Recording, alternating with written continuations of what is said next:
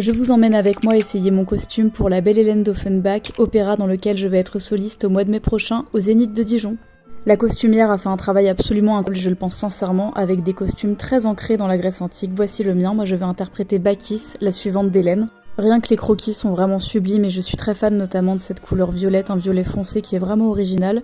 Et voici ce que ça donne, donc j'ai enfilé la robe. Là, volontairement, je ne suis ni coiffée, ni maquillée, ni rien du tout. J'ai juste enfilé les sandales que je porterai sur scène. C'est pour voir vraiment comment ça rend d'un point de vue très naturel, chose que je voulais faire aujourd'hui. De toute façon, j'aurai la chance d'être maquillée et coiffée, ne faites pas gaffe, il y a un petit t-shirt blanc qui dépasse de ma robe, c'est pas fait exprès. Et on me fera notamment un chignon grec avec des espèces de tiges en or, je sens que ça va être sublime. Eh ben, il faudra que je vois ce que ça donne en répète générale, mais pour l'instant, j'arrive très facilement à me mouvoir dans cette robe que je trouve vraiment sublime, d'autant que c'est censé être une robe relativement discrète vu que je ne suis qu'une suivante. Je ne suis pas la reine, dommage.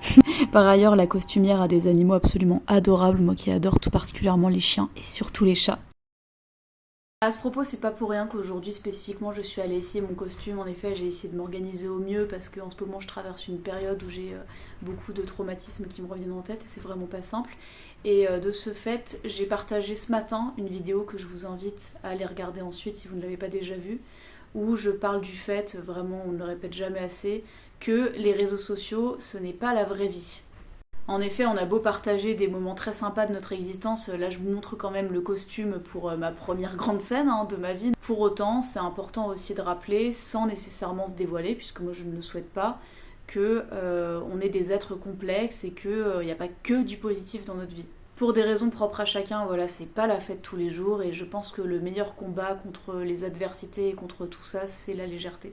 Autant qu'on le peut. Bref, en tout cas, je vous invite encore une fois à aller regarder cette vidéo, elle est très importante pour moi. Alors c'est extrêmement ironique pour moi, et c'est un énorme pied de nez que d'aller essayer ce costume en vue d'un événement aussi joyeux.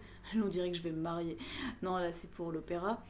Alors que je traverse une période qui, comme tous les ans, me rappelle des traumatismes absolument épouvantables, ce que j'ai vécu de pire en fait. Et je trouve aussi que ce qui est très ironique aujourd'hui, par ailleurs, c'est la mort du pape François en ce lundi de Pâques. Alors moi je suis agnostique, mais je m'intéresse aux religions au pluriel. Ça m'arrive d'ailleurs d'en parler sur mon autre compte, Sophie Enquête en 3 mots.